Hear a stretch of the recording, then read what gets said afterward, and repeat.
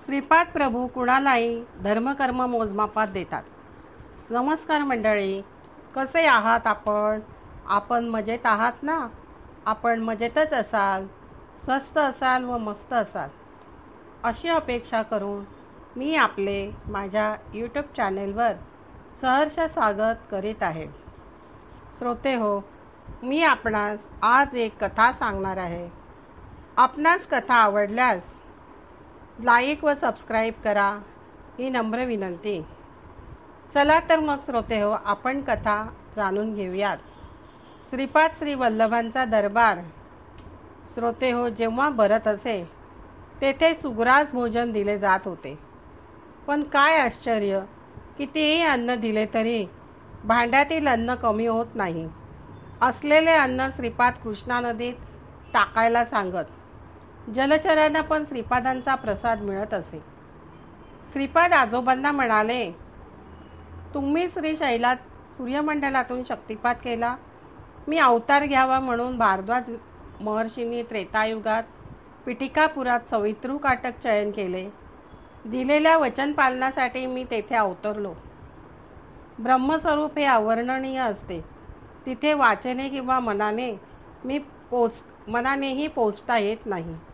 श्री दत्तप्रभूंना साध्य असाध्य काहीच नसते असे त्याने ठामपणे सांगितले.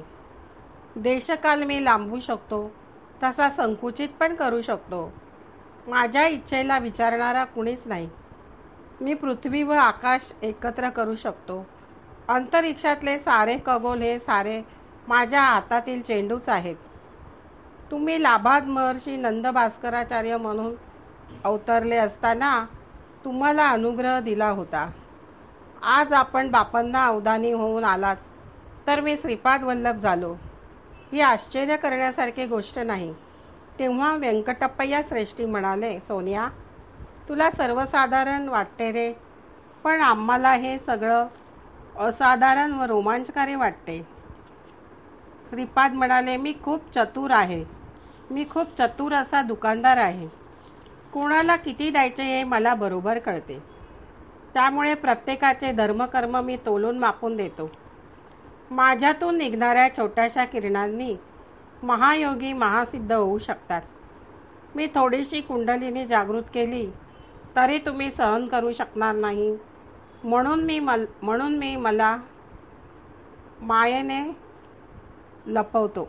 गरज भासल्यास मी कितीतरी असाधारण लीला प्रदर्शित करू शकतो. मी उचलू शकणार नाही असा भार नाही. मी ज्याचे निराकरण करू शकत नाही अशी समस्या नाही. मी देऊ शकणार नाही असे वरदान नाही. मी करू शकणार नाही असे कार्य नाही. पिठिकापुराहून तुम्हाला येथे ज्या पद्धतीने आणले ते मी दत्त आहे हे कळावे म्हणूनच. नरसिंह वर्मा म्हणाले, सर्व जनांचा रक्षक असा तूच एकमेव क्षत्रिय आहेस. बाकीचे नाममात्र क्षत्रिय. तेव्हा श्रीपाद म्हणाले, क्षत्रियत्व हे माझ्या स्वभावात नेहमीच असते. तू शिवाजी महाराज म्हणून महाराष्ट्रात जन्म घेशील तेव्हा सनातन धर्माचे रक्षण कर, ही माझी आज्ञा आहे. त्यावर नरसिंह वर्मा उत्स्फूर्तपणे म्हणाले, श्रीपाद सार्वभौमाचा जय जयकार असो. अम्मा जम्मा म्हणाल्या, बाळा सोन्या, तुझे लग्न या डोळ्यांनी पाहायची खूप इच्छा आहे रे. तुझे लग्न खूप थाटामाटाने व्हावे. लग्नटिळा लावलेले नवरदेवाचे रूप न्याहाळावे असे मला फार वाटते. त्यावर श्रीपाद म्हणाले, आजी, तू म्हणतेस तसेच हो. मी कल्की अवतारात शंभल गावात जन्म घेईन.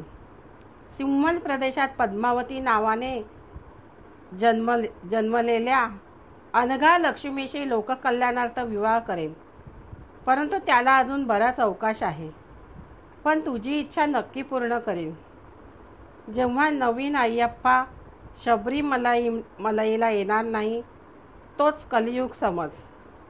धर्मशास्त्र रूपाने अवतरणारा मी. माझे वचन खरे ठरणार ना. तुम्ही काही काळ वाट पहा. माया नाटक कपट सूत्रधारी विनोद. व्यंकट सुबमांबा म्हणाल्या, कन्हैया, माझ्या हाताचे दूध दही साय खाऊन बरेच दिवस झाले. माझ्या हाताने तुला भरवावे अशी माझी इच्छा आहे. तेव्हा श्रीपाद म्हणाले, आजी अवश्य खाऊ घाल, मी फार थकलो आहे. अगं, तुम्ही पिठिकापुराहून निघाले तेव्हा येताना बरोबर दूध दही लोणी घेऊन येणार हे मला माहीत होते. अनेक दिवसांच्या प्रवासाने ते खराब नसते का झाले? तुमच्या वात्सल्य प्रेमाचा मी बंदी आहे. ते पदार्थ खराब होऊ नये म्हणून या पवित्र उद्देशाने तुम्हाला अगदी कमी वेळात येथे आणले. अगं आजी, मी किती कष्ट सोसले बघ. अनेक कोस तुमच्या घोडागाड्या एकट्याने ओढून आणल्या. ही साधी गोष्ट आहे का? माझे सर्व अंग दुखत आहे. माझ्या हाताला बघ कसे फोड आले आहेत ते बघ. असे म्हणून श्रीपादांनी हात पसरले. काय आश्चर्य! आम्ही सगळ्यांनी बघितले तर खरेच फोड आले होते. आम्ही आश्चर्याने थक्क झालो. कळवळून व्यंकटसुबैयाने त्यांच्या कोमल हातावर लोणी लावले, गरम पाण्याने शेकले. माया नाटकी सूत्रधाराच्या लीला विनोदाला अंत नाही हेच खरे. राजमांबा म्हणाल्या, सोन्या, कन्हैया, अरे तुला आवडतं म्हणून हे चांदीचे भांडे भरून गोड शिरा आणला आहे. ये राजा, तुला मी तो माझ्या हाताने खाऊ घालते. श्रीपाद म्हणाले, आजी तुमचे माझ्यावर कितीही अपार प्रेम असो, पण मी एकट्यानेच हा शिरा खाल्ला तर माझे पोट नाही का बिघडणार? तुमचे हे करणे धर्मसंमत आहे का? असे म्हणून त्यांनी आलेल्या आपल्या भावंडांना, बहिणी जावयांना आपल्या हाताने शिरा खाऊ घातला. आलेल्यांमध्ये व्यंकटय्या नावाचा शेतकरी पण होता. त्याच्या घरी श्रीपादाने सर्वांना दत्तदीक्षा दिली होती. गाडीवानांपासून घोड्यांपर्यंत सर्वांना शिरा द्यायला लावला. चांदीचे पात्र त्याने व्यंकटय्याला भेट म्हणून दिले. अप्पलराज शर्मा प्रार्थना करीत म्हणाले, बाबा बेटा सोन्या, तू दत्तप्रभू आहेस हे कधी कधी न कळल्यामुळे माझ्याकडून तुझा काही अपराध केला गेला असेल तर मला क्षमा कर. श्रीपाद म्हणाले, अहो बाबा, मी तुमचा मुलगा, बापाने क्षमा मागायची असते का? मुलगा तरी क्षमा कशी करणार? हे आश्चर्यच आहे. तुम्ही माझ्यावर वात्सल्य अमृताचा वर्षाव केला व असाच करीत राहा. तुम्ही नेहमी माझा अभ्युदय व्हावा अशीच आकांक्षा ठेवा. आई, तुझ्या पोटी जन्माला आलो म्हणून मी इतका थोर झालो. तुझ्या वात्सल्यामृतानेच माझे पोषण झाले. आई, एकदा वासवी देवीने काय केले माहीत आहे? मला खूप भूक लागली म्हणून मी बालरूपाने अनसूया मातेपाशी स्तनपान करण्यासाठी गेलो. तर वासवीनेच अनसूया मातेचे सर्व दूध पिऊन घेतले व मला म्हणाले, भाऊ, तू सुमती मातेजवळ जाऊन दूध पी. उशीर करशील तर ते दूध पण मीच पिऊन टाकेन अशी धमकी दिली. मी काय करू सांग? असे म्हणून त्यांनी तान्ह्या बाळाचे रूप घेतले व जमिनीवर पडून सुमती मातेकडे दिनवानेपणे बघू लागले. तेव्हा सुमती मातेला कळवळा येऊन त्याने छातीशी कवटाळले व स्तनपान दिले. आई, वासवी अशी हाक देताच हुबेहूब श्रीपादांसारखी दिसणारी बालिका तिथे आली व दोघांनी दोन्हीकडून स्तनपान, सुमती मातेचे सर्व दुःख दूर झाले. व्यंकय्या म्हणाला, प्रभू, माझी एक विनंती आहे. एवढी दिव्य जिथे झाली तो हा दरबार व या भोवतीची ही विशाल भूमी विश्वविख्यात व्हावी. श्रीपाद म्हणाले, भविष्य काळात इथे पक्की इमारत बांधली जाईल. त्यात गायी पण असतील. माझ्या अनेक लीला इथे प्रदर्शित होतील.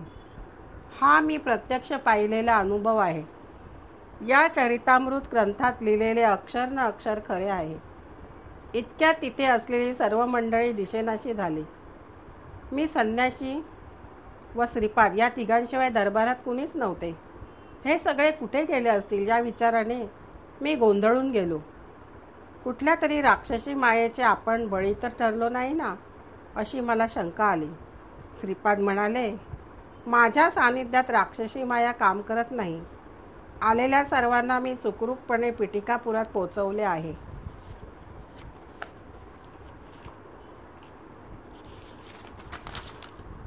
या यदमभाव सत्तद्भवती. माझी जे ज्या भावनेने पूजा करतील त्यांना मी त्या भावनेनेच तारीन, हे माझे व्रत आहे. श्रोते हो, श्रीपाद प्रभूंची ही कथा तुम्हाला कशी वाटली? आवडली का? आवडल्यास कथेला लाईक व सबस्क्राईब करा व कमेंटमध्ये जरूर लिहा. श्रीपाद प्रभूंचा जय जयकार असो. आणि श्रोते हो, तुम्ही माझ्या कथा प्रेमाने व आवडीने ऐकता त्याबद्दल आपले खूप खूप धन्यवाद. श्रीपाद प्रभूंचा जय जयकार असो.